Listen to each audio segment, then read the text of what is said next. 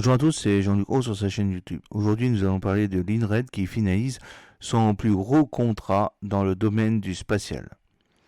Le Grenoblois vient de livrer à Thales Alenia Space le dernier des 26 détecteurs infrarouges destinés à la mission Météosat de troisième génération menée par l'Agence spatiale européenne.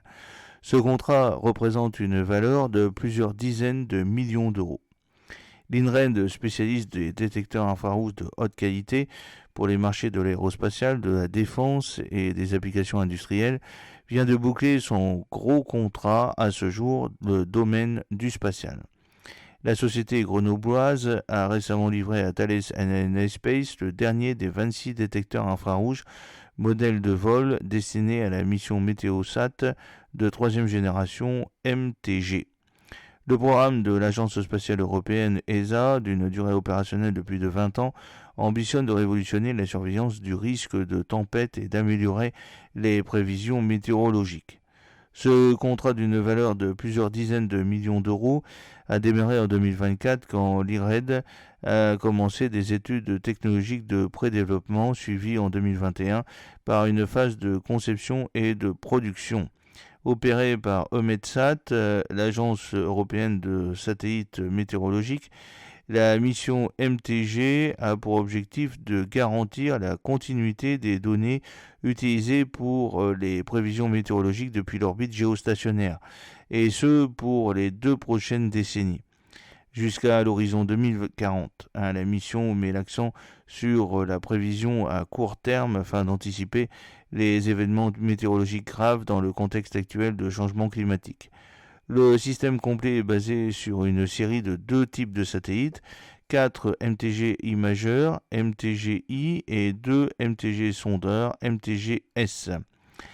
L'INRED a produit les détecteurs infrarouges pour tous les satellites du programme MTG, comprenant les satellites d'analyse de l'atmosphère terrestre, les MTG-S, et les satellites d'imagerie spectrale, les MTG-I, utilisés pour l'imagerie polyvalente et la dérive des vents par le suivi des nuages et de la vapeur d'eau. Le Grenoblois a livré les premiers modèles de vol pour les premiers satellites MTG-I en 2018. Depuis, la société a fourni au total 26 modèles de vol pour l'ensemble des satellites MTG-I et MTG-S. Par le biais de ce programme, l'INRED a démontré une fois de plus son leadership technologique en répondant aux besoins d'un programme spatial européen majeur et en garantissant à 100% la performance et la fiabilité des dispositifs d'imagerie avancée, assure Philippe Chouarier, qui est responsable du développement des affaires spatiales chez l'INRED.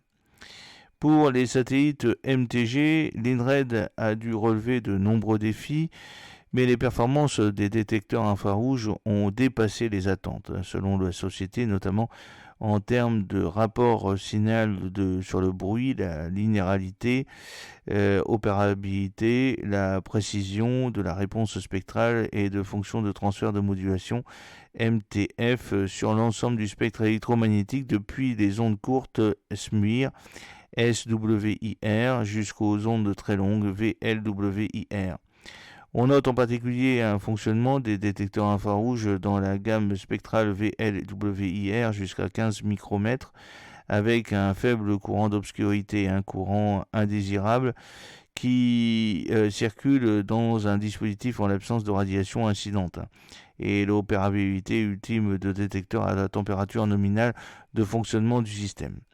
Alors, quelle suite pour la mission MTG? L'ESA a lancé le premier satellite MTG-I en décembre 2022, tandis que le premier satellite MTG-S sera lancé à l'été 2025. L'envoi du deuxième satellite MTG-I est prévu pour l'été 2026 afin de compléter la configuration opérationnelle nominale du processus de programme MTG en vol. Par la suite, 2 autres satellites MTG-I et un autre satellite MTG-S seront lancés.